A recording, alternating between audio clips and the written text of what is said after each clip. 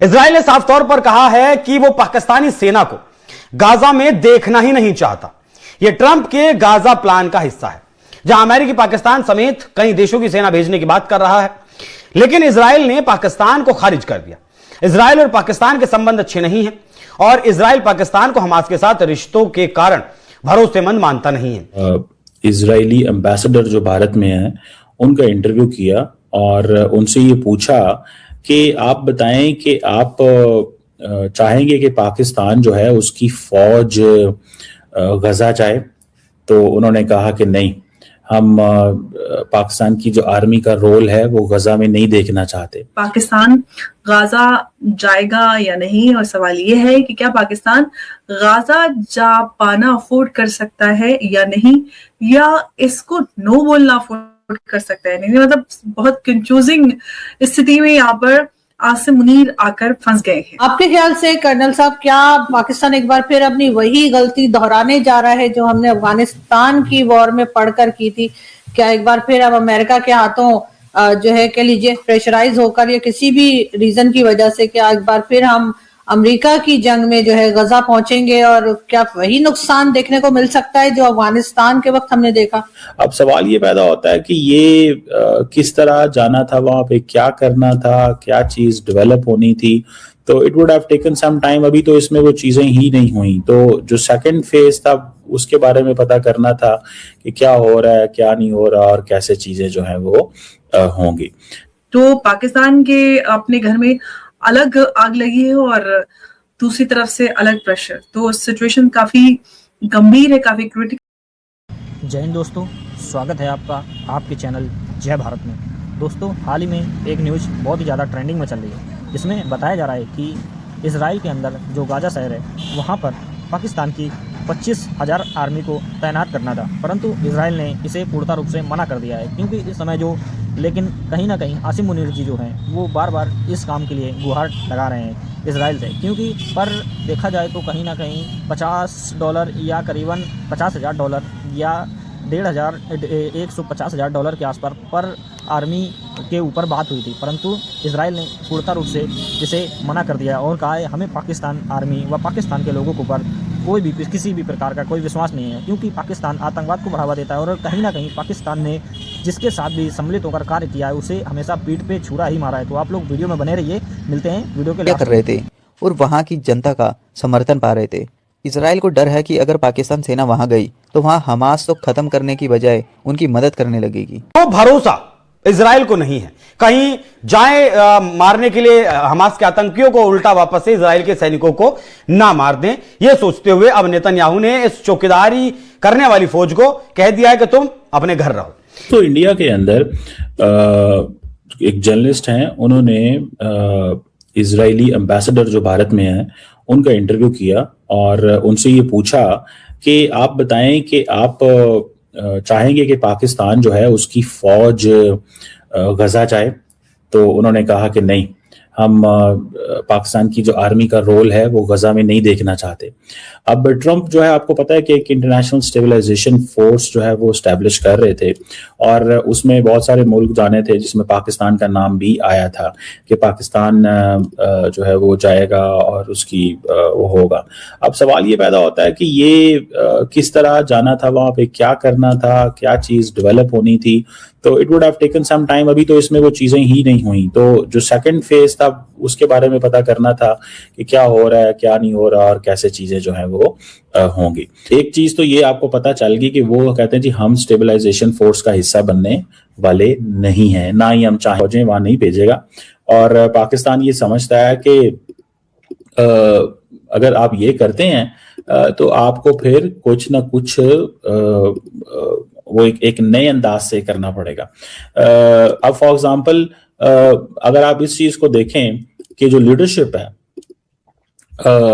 पाकिस्तान की, वो कैसे अलाउ करेगी कि उधर इजरायली फोर्सेस खड़े हैं और इधर पाकिस्तानी फोर्सेस खड़े हैं, और कैसे इजराइल पे एतबार किया जा सकता है। इजराइल ने तो 300-400 बंदा जो है वो डील के बाद मार दिया है और दुनिया में कोई बंदा उसको पूछ ही नहीं सकता। Nobody can ask it. Indians का दिल बेसिकली यही करता है कि हम बेसिकली इजराइल की तरह एक्ट करें, लेकिन जारी बात है उसकी तरह एक्ट करने के लिए आपको पीछे अमेरिका की सपोर्ट चाहिए। तो वो इंडियन हमारे दोस्तों के पास नहीं है, तो वो फिर वो नहीं कर पा रहे जो वो करना चाहते हैं। अब आगे बात, आपने जो कहा है कि पाकिस्तान के लिए क्या ठीक है क्या गलत, आई एम वेरी श्योर अगर आपने ये सवाल पूछा है इसका मतलब ही ये है कि कहीं ना कहीं दाल में कुछ काला है, कि कहीं ना कहीं आप नजर आपको आता है कि क्या ये फायदेमंद एक्शन या सौदा है या नहीं, और उस सौदे को देखने का दोनों तरीका है। मैं आपको पहले कहेंगे कि ये हो, तो इसका मतलब ये है कि ये जो फैक्टर है ये बताता है कि हमें कहीं ना कहीं पे इजराइलियों को भी आइडिया पसंद नहीं है कि पाकिस्तान वहां पे जाए। अच्छा, अब हकीकत क्या थी? बहुत सारे लोगों ने ये कहा पाकिस्तान गजा में जाएगा। मैंने इसके बारे में थोड़ा पूछा था बड़े हाई अप जो लोग हैं उनसे। देखिए, पहले एक सिचुएशन और थी जब ये कहा जा रहा था। अब अगर फॉर एग्जांपल पाकिस्तान की फौज को भेजा जाता है कि वहां पे जाके तो तुम बात करो और कहो कि तुमने हमास को जो है वो करना है, डीमिलिटराइज करना है, तो पाकिस्तान तो नहीं हमास को डिवेपनाइज कर सकता। ये हमारा मैंडेट नहीं है। हमारा मैंडेट तो बिल्कुल एक प्योरली डिफरेंट होगा अगर पाकिस्तान को वहां बुलाया जाता है। अगर फॉर एग्जांपल वहां पे इजरायली फायरिंग कर रहे होंगे और ये हमारे लोग वहां पे खड़े होंगे, देखेंगे खड़े होंगे कि जी इजरायली मार रहे हैं, ऐसे थोड़ा ही होना है, ऐसे थोड़ा होना है, ये कोई ऐसे नहीं होनी इस चीज को। तो मुझे लगता है कि ये चीज जो है ये मुझे होती हुई नजर नहीं आ रही। मुझे जो होता हुआ नजर आ रहा है वो ये है कि पाकिस्तान कभी भी अपनी फायदा दिखाता। फायदा इसमें कोई डाउट नहीं है कि आप वापस ट्रंप को शायद कुछ दिन के लिए अपने साइड कर लेंगे, क्योंकि ये रिक्वायरमेंट ट्रंप की है कि मुस्लिम कंट्री जो है वो स्टेबलाइजेशन फोर्स गाजा में बनाए। आई एम वेरी श्योर एक जो IMF के लोन वाला जो मामला है वो भी आपके फेवर में US में ट्रंप करवा पा रहे हैं, इसमें कोई डाउट नहीं। मुझे ऐसा लग रहा है कि आपके कंट्री में ये एक बात फैलाई जा रही है कि ट्रंप हमें वापस लेने वाले, बिल्कुल ले रहे हैं, मैं तो एग्री करूंगा, लेकिन ज्यादा बड़ी बात यह है कि ओवरऑल कब तक और कहां तक। पाकिस्तान से ज्यादा बड़ा कोई कंट्री रियलाइज ही नहीं कर सकता कि US कितना रिलायबल और अनरिलायबल। जरूरत पड़ने पर वो आपके लिए बड़ा रिलायबल है, आपको सब कुछ दे सकता है, और जरूरत ना पड़ने पर आपको मालूम है उसने क्या पिछले 5-7 साल में जिस तरह का बर्ताव रखा है। इंडिया को भी ये रियलाइज हो रहा है, ऐसा नहीं है कि इंडिया को रियलाइज नहीं हो रहा है कि कहाँ ट्रंप गले मिल रहे थे और कहाँ वो एकदम से टैरिफ्स की बात कर रहे हैं।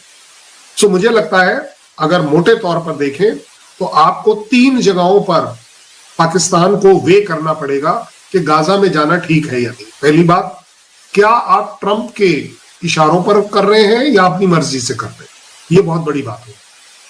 दूसरी बात, क्या आपको इससे आपके ओन कंट्री में, बाकियों को तो छोड़ दीजिए, आपके ओन कंट्री में जो सो कॉल्ड इस्लामिस्ट लोग हैं वो इसको पसंद करेंगे या नहीं करेंगे।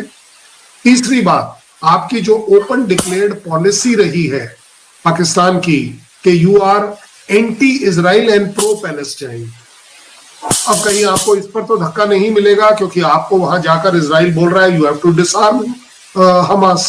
अब आप वो डिसआर्म करेंगे या नहीं करेंगे। मुझे लगता है कि शायद बाकी भी जो ईरान जैसी कंट्रीज हैं और बाकी मुस्लिम कंट्रीज हैं जो पैलेस्टीनियंस के फेवर में रहते हैं, वो एक इस्लामिस्ट कंट्री को, इस्लाम की कंट्री को, पाकिस्तान को US और इजराइल की तरफदारी के हिसाब से काम करेगा। इजराइल ने साफ कर दिया है कि वो गाजा में सिर्फ उन्हीं देशों की सेना चाहते हैं जिनके साथ उनके डिप्लोमेटिक रिश्ते हैं और जिन पर वो आंख मूंद कर भरोसा कर सकते हैं। पाकिस्तान तो इजराइल के पासपोर्ट तक को मान्यता नहीं देता, ऐसे में उन्हें पीस कीपर बनाना इजराइल को मंजूर नहीं है। आसिम मुनीर और उनकी सेना के लिए आई होप आपने वीडियो में एंजॉय किया होगा। तो ऐसे ही वीडियो देखने के लिए सब्सक्राइब कीजिए जय भारत चैनल को।